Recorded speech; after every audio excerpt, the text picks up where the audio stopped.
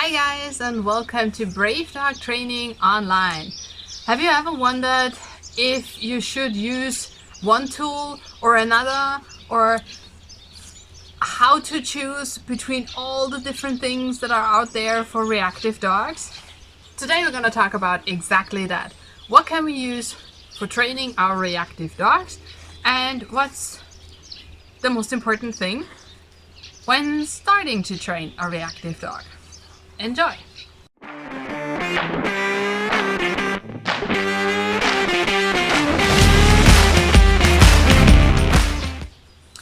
Alright, so the most important thing is, of course, our dog.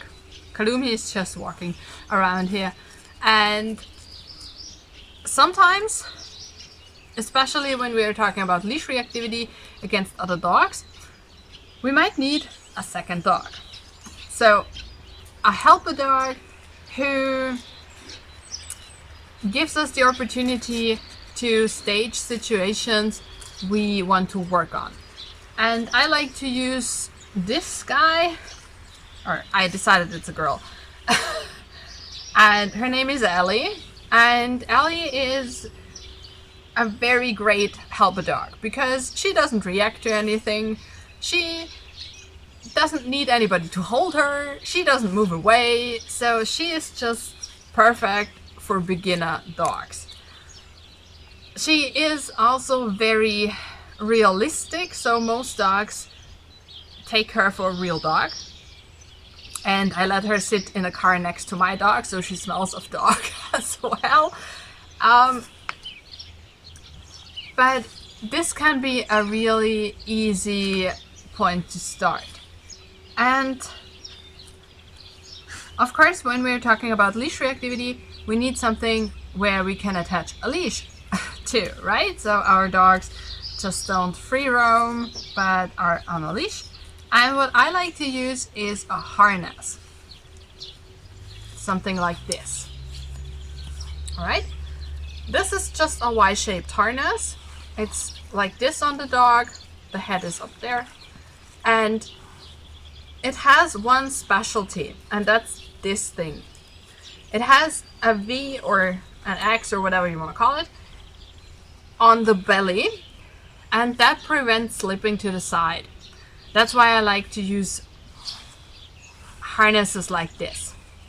And it's a Y-shaped harness because if we look at it here, whenever we have a harness with a chest strap that goes like this, it blocks the shoulder.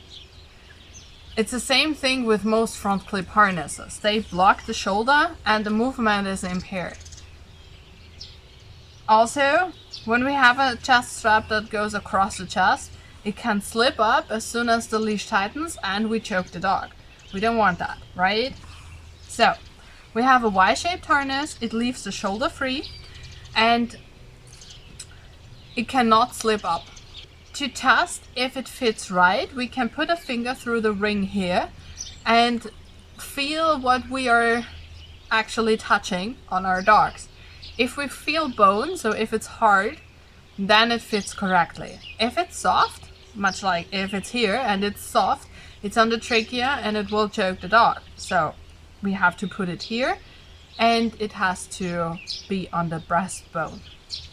And of course, it can't chafe anywhere. So it has freedom here behind the elbow and it doesn't slip much, right?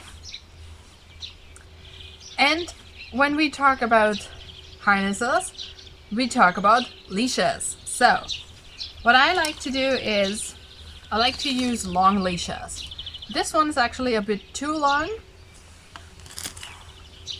It's 10 meters. I like to use something more like 5 meters or 3 meters. It depends on how strong the dog is and how strong owner is. Alright, so. And we clip the leash on the back of the dog, on the back of the harness. And if we have trouble holding our dogs, we can use a second leash attached to the front ring of the harness. And whenever we can't hold the dog here anymore, we can use this leash to turn the dog around, right?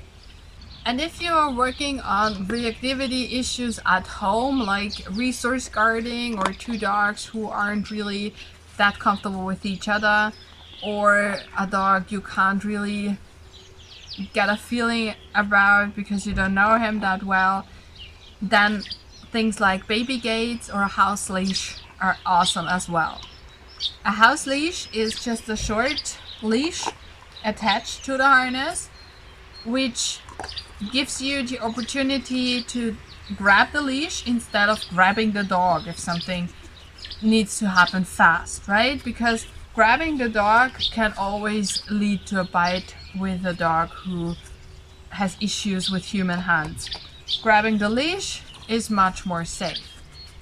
And of course, when we're talking about biting, we're talking about a muzzle. A muzzle is also great for dogs who need a little bit more space, because people tend to give more space when they see a muzzled dog. Not with every dog, but sometimes it helps. And the most important thing with a muzzle is it's large enough so the dog can pant freely, and in best cases can even yawn. That would mean the mouth can open fully. But since this is a wire muzzle, even if the mouth is fully open, the dog cannot bite, right? And this one, it's deep enough so the dog could open the muzzle fully, but it's a little bit too long. And of course the sides of the muzzle shouldn't hang below the dog's head, it should go about here. This is just a stuffed dog and it's a little bit tricky to attach a muzzle to it, but with a real dog we should watch out for those things, alright? And then we want our dogs to do stuff, so we need to reinforce what we want to see. We need to reward our dogs. And that means we need treats or toys or stuff like that, and it has to be easily accessible. So what I like to do is I like to have a treat pouch on my side or something like this, and I can access it very easily, right?